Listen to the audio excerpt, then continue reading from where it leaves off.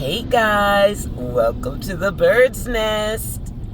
Well, we're heading into week 2 of OTAs for the Browns, and get ready for more quarterback talk. You know, this offseason is back to boring for me.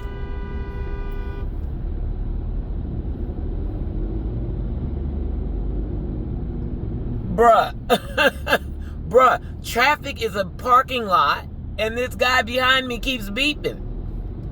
Where does he expect me to go?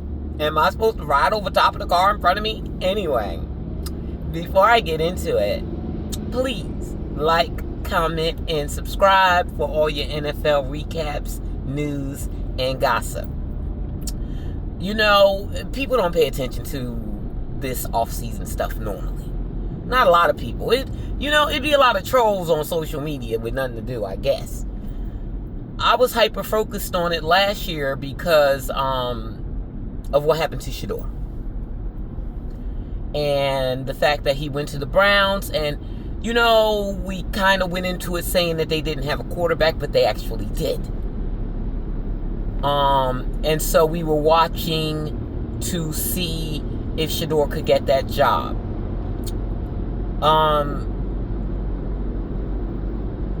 And then it turned into not him trying to get the job from Deshaun, which is who he needed to get it from last year. But because Kevin Stefanski, the guy that beat me now, the traffic is moving, he's way back. Anyway, since Kevin Stefanski didn't want him or like him, he wasn't in a position to take the job from Deshaun. He had to battle with Joe Flacco and Dylan Gabriel and be below them on the depth chart. So he couldn't work his plan last year. And I know Shador was probably like, damn. I finally was getting away from my dad, because people think that Shador didn't earn being quarterback for all the years that he's been a quarterback. They think that Deion handed it to him. Forget the fact that he's great at it, that he's NFL quality at it. They think that Deion just handed it to him. No, Deion put that boy through hell for that job. So Shador was probably thinking, now I get to go to the NFL and I don't have to put up with dad's crap, making me start from the bottom over and over and over again. No, baby, you're going to have to keep starting from the bottom for now. That's what it was like last year. And so we were laser focused on what Shador was doing in the offseason to get up to the point where he could get Deshaun's job, because that's what he needed to do. But Kevin Stefanski did not give him the opportunity to do that. Well, this season, he has the opportunity. He is in the warm embrace of Andrew Berry and Todd Monken, who want him. So, he's getting the development that we hoped he would get last year. Actually, he's getting more development than what we hoped he would get last year. He's getting what we wanted him to get this year. He's being developed as a starting quarterback. He's already getting first team reps from day one. He doesn't have to earn them like he did last year. He already earned them on the field last year during the season with no development, thanks to Kevin Stefanski. So they're making sure he gets developed this year. So why I gotta hyper focus on it? Look at that dumb quarterback tracker. That quarterback tracker, I thought that meant something last year. It never meant anything. They've been trying to tell us that. It doesn't mean anything. It's worse than these flat stats that they like to quote to label Shador as a bust after 7 games. It's worse than that, because For one thing, we don't know how accurate it is. It's somebody that works for ESPN Cleveland that's allegedly counting every rep. Well, what reps are you counting? What counts as a rep to them? I don't even know. They never qualified that tracker. We don't know if it's accurate. For one thing, we don't know what counts as a rep to them. For instance, and people crashing out. It's mostly trolls on Twitter. I hate to call my fellow Shador fans trolls, but some of them trolls too. Because they crashing out over dumb stuff like that tracker. Or the quality of the reps. That's the thing. I told y'all that matters. Because Shador was getting reps on the tracker last year. But they were worthless reps. With people that could not help him grow as a quarterback because they weren't on the level that he was striving to get to.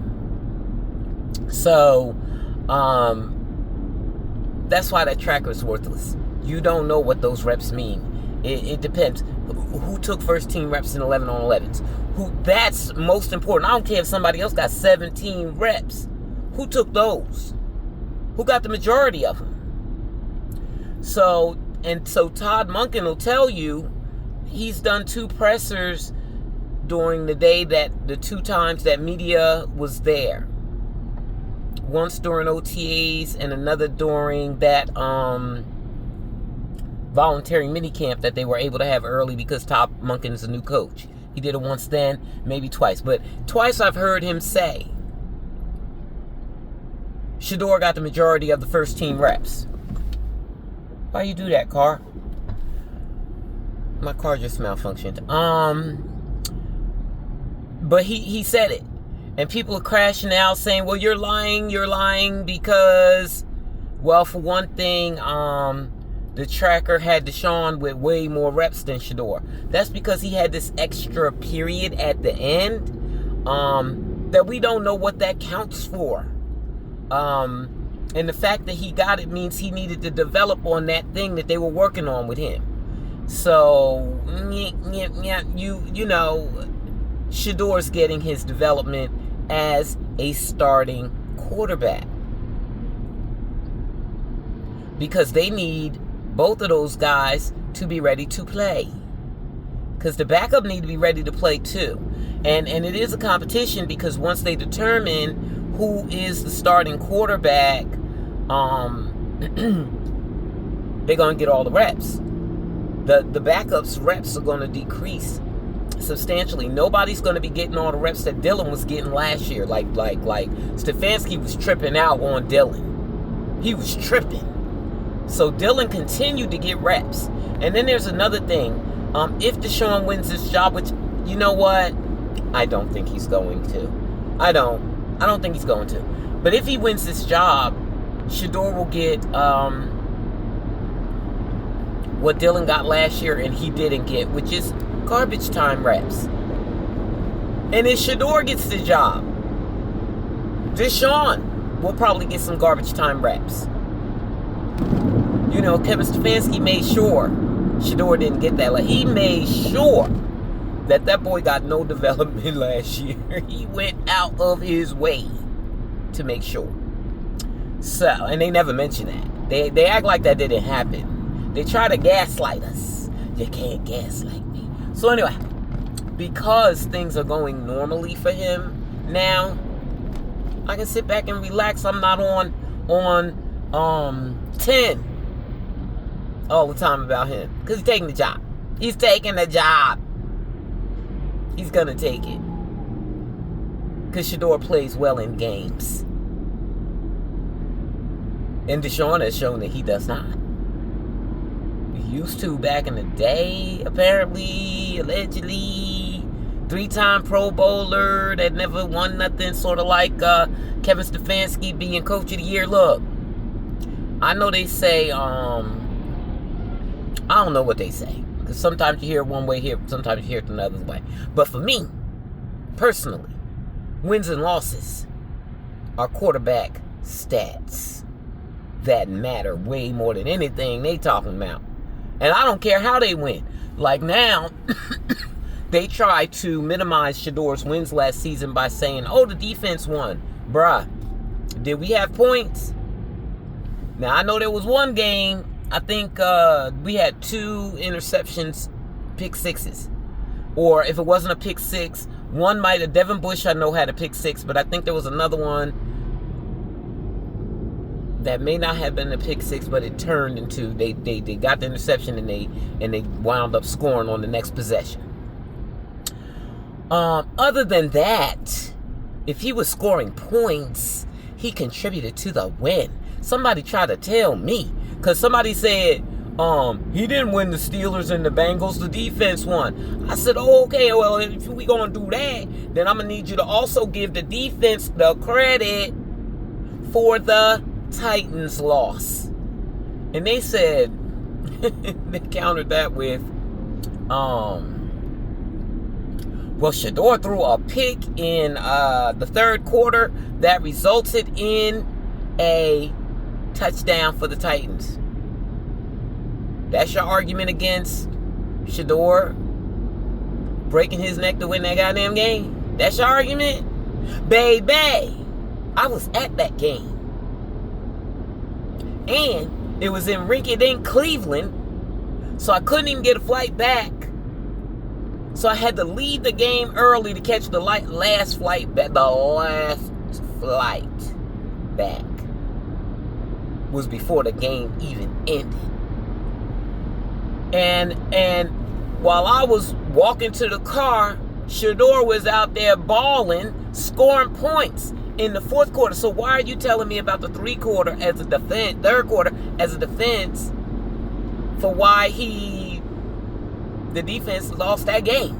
Didn't lose it. How do you excuse that by something that happened in the third quarter?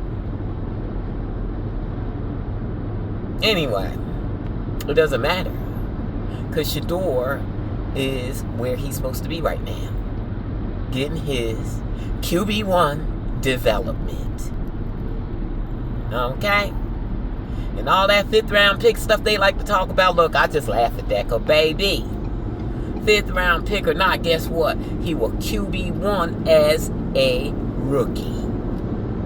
QB1, and he gonna stay that. So, he became QB1 as a rookie, as a 5th rounder, because he wasn't no 5th rounder. That was punishment. Which leads me to my nephew, my big nephew. I call him Big Neff. Big Neff Bucky. Big Neff Bucky. You know, they tired, y'all. They are tired of them, and especially Shador, the baby boy, being attacked after already what he went through in the draft. And the money. The money. Don't forget about the money. Him being the lowest paid starting quarterback in the league. Don't forget about that. Anyway, so they tired. They motherfucking tired. And so they starting to lash out. Coach Prime always been in interviews lashing out. But now the boys lashing out too. And they don't like that. But what Bucky did yesterday said, why y'all hating? And he flossing all over Coach Prime's property. That's not Bucky's property yet. It will be, guys. That's another thing. Because you're like, so somebody was like, that ain't his yet. It will be. So it's sort of his. And he has a house there. Because Coach Prime done built. They never show us the girls nothing. Do the girls have anything? I always think that Coach Prime takes care of the girls, but he don't take care of the boys. But the boys do have proper homes. Well, Bucky has a home on Coach Prime's property. Bucky has a house. Shador and Shiloh, who make more money than Bucky, have apartments. And they're in one building. One is upstairs and one is downstairs. So Bucky already told us that a long time ago. One is upstairs and one is downstairs. But that's Coach Prime's property. But it is, what did he say, it was 100 and something acres? That's how they live it. So Bucky just tried to make them salty, and salty they were. I love it. I love that they're starting to be themselves, because they've been having to. Y'all know them Sanders men and Shalimai. Deandra's so laid back. I mean, she be crashing out over Jacquees, or however you say his name, her baby daddy. She crash out over him a couple times a week. But other than that, she's so laid back and demure. But that Shalimai, Pilar's children, and Bucky, they hell on wheels. They little Deons running around. They Deons.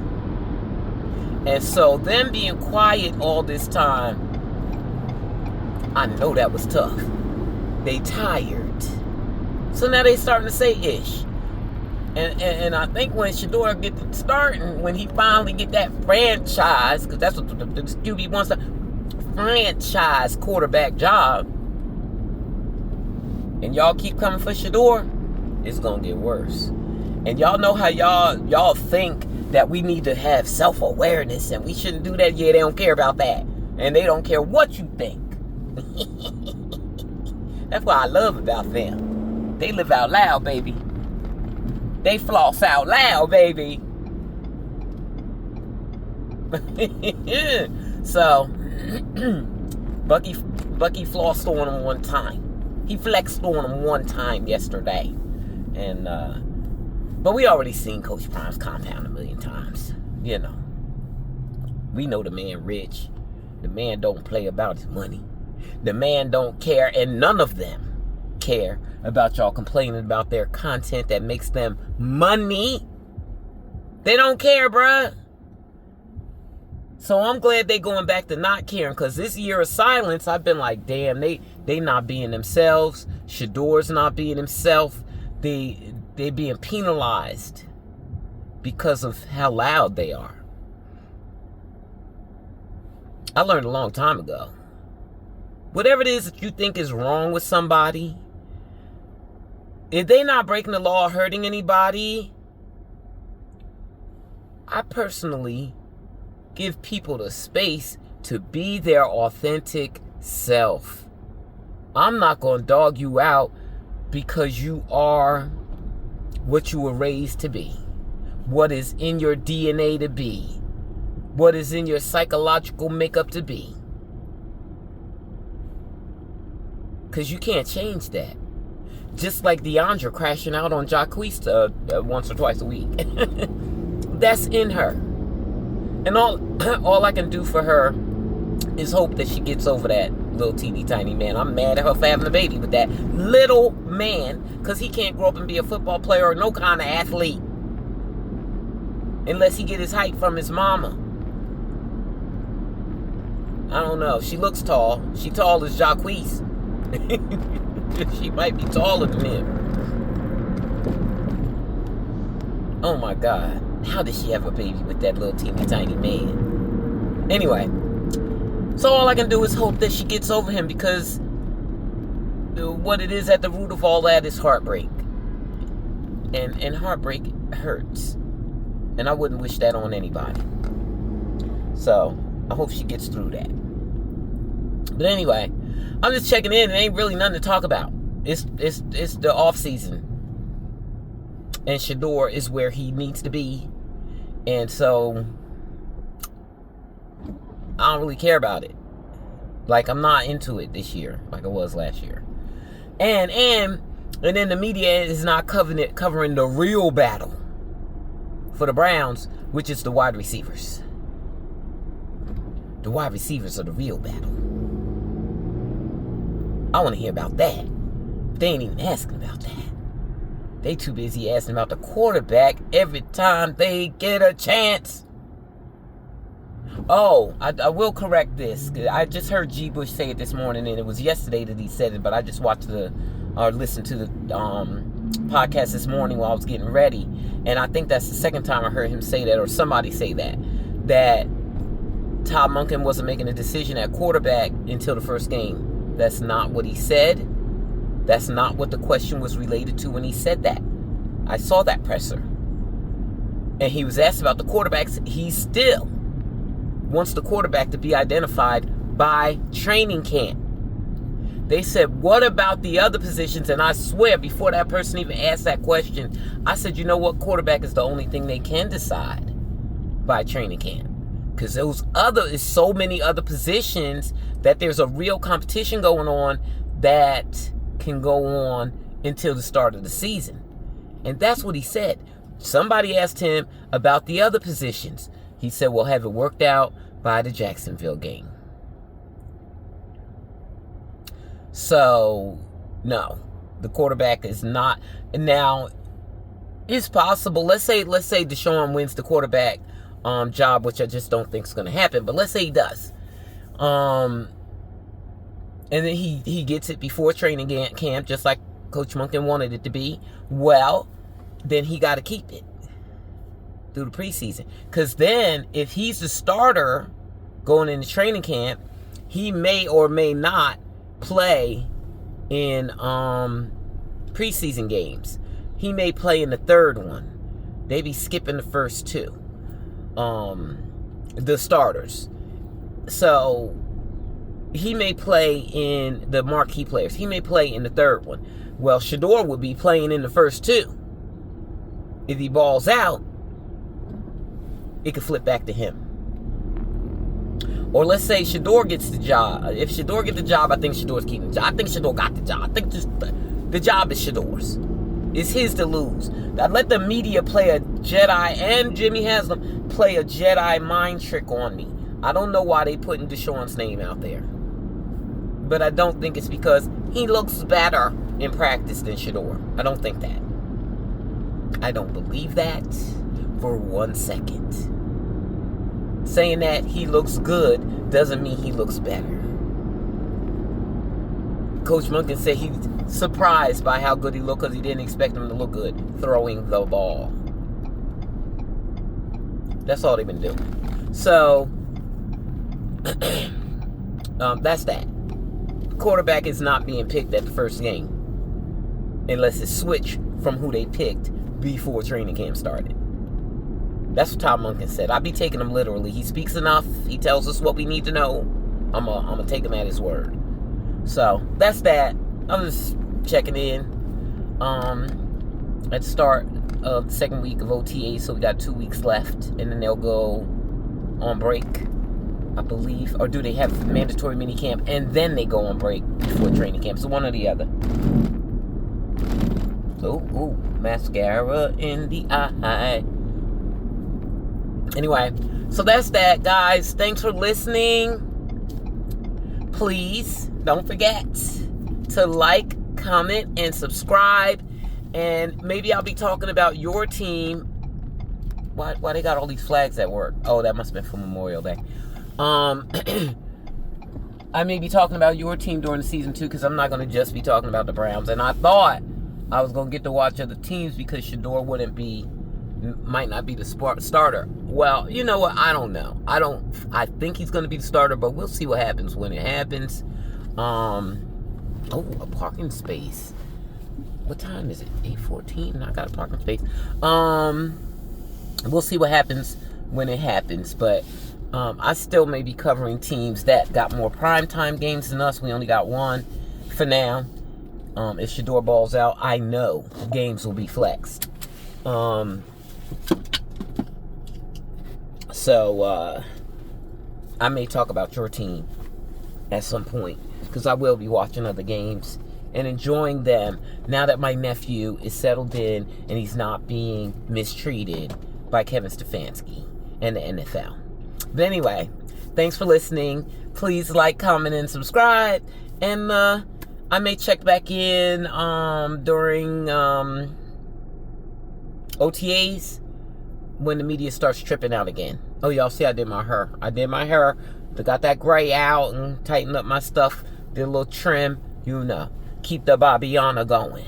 All right, y'all have a good day. Mwah.